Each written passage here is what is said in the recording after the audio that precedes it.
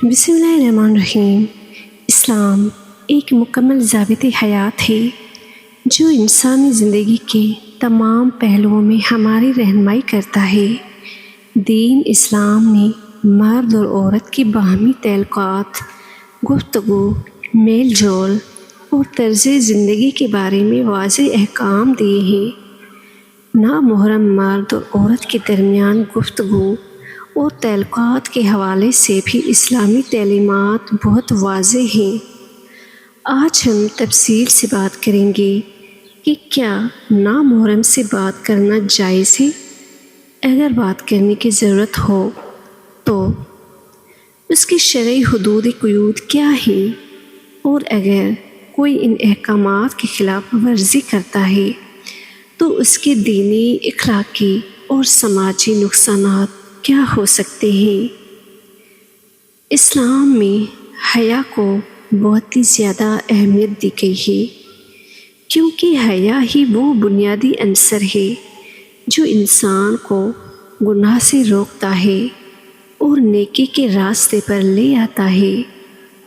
ہمارے پیارے نبی حضرت محمد مصطفیٰ صلی اللہ علیہ وآلہ وسلم نے فرمایا، الحیاء شعبۃ من الایمان، یعنی کہ حیا ایمان کا ایک حصہ ہے۔ اسی طرح قرآن پاک میں بھی پردے اور شرم و حیا کے متعلق بار بار تاکید کی گئی ہے۔ اللہ تعالیٰ کا فرمان ہے، مومن مردوں سے کہہ دو کہ وہ اپنی نظریں نیچے رکھیں اور اپنی شرمگاہوں کی حفاظت کریں، یہی ان کے لیے زیادہ پاکیزہ ہے۔ بے شک اللہ پاک ان کے اعمال سے خوب واقف ہے۔ اسی طرح خواتین کے لیے بھی فرمایا گیا ہے۔ یہ آیات واضح طور پر یہ ثابت کرتی ہے کہ اسلام میں غیر محرم مرد اور عورت کے درمیان تعلقات میں احتیاط اور حیا کا پہلو بنیادی حیثیت رکھتا ہے۔ اسلام میں عمومی طور پر نامحرم مرد اور عورت کے درمیان غیر ضروری بات چیت کو ناپسند قرار دیا گیا ہے، کیونکہ یہی چیز بعد میں ناجائز تعلقات اور گناہ کی راہ ہموار کرتی ہے۔ اگر کوئی مرد اور عورت محض دوستی یا تفریح کے طور پر بات چیت کرتے ہیں، ایک دوسرے سے ہنسی مذاق کرتے ہیں یا دل لگی کے لیے گفتگو کرتے ہیں تو یہ عمل ناجائز اور گناہ کے زمر میں آتا ہے۔ قرآن مجید میں اللہ تعالیٰ فرماتا ہے، اپنی آواز میں نرمی نہ کرو تاکہ جس کے دل میں بیماری ہے وہ کسی بری امید میں نہ پڑ جائے۔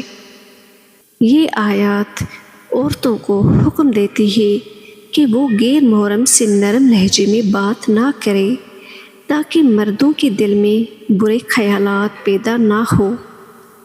اگر کوئی اہم ضرورت ہو جیسے کاروباری، تعلیمی، طبی یا دینی معاملہ، تو محدود اور باوقار انداز میں بات کرنے کی اجازت ہے، لیکن چند شرائط کے ساتھ۔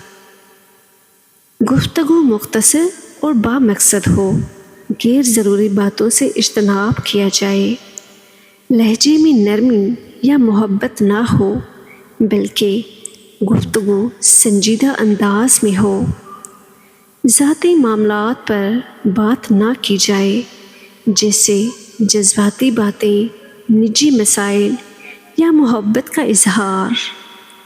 اگر ممکن ہو تو کسی تیسرے فرد کی موجودگی میں بات کی جائے تاکہ فتنے کا امکان نہ رہے۔ نامحرم سے غیر ضروری گفتگو کے کئی دینی، اخلاقی اور سماجی نقصانات ہو سکتے ہیں۔ جب ایک مرد اور عورت بار بار غیر ضروری بات پر بات کرتے ہیں تو آہستہ آہستہ دل میں محبت اور کشش پیدا ہوتی ہے جو ناجائز تعلقات کی طرف لے جا سکتی ہے۔ اگر مرد اور عورت آزادانہ طور پر بات کریں بار بار ایک دوسرے کے ساتھ ہنسی مذاق کرے تو ان کے درمیان حیا کی دیوار گر جاتی ہے، اور یہی چیز بڑے گناہ کی راہ ہموار کرتی ہے۔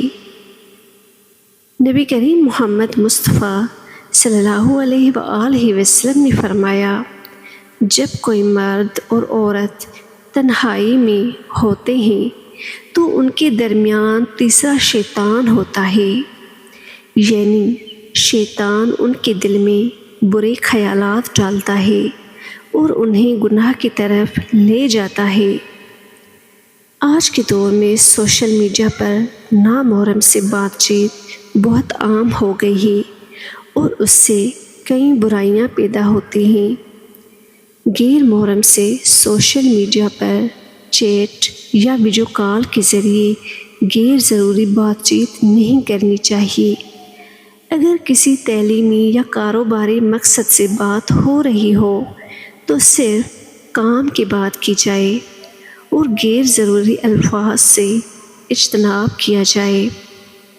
کئی لوگ یہ کہہ کر نامحرم سے بات چیت کو جائز قرار دینے کی کوشش کرتے ہیں کہ ہم صرف دوست ہیں، لیکن یہ ایک شیطانی جال ہے جو آہستہ آہستہ برے تعلقات کی طرف لے جاتا ہے۔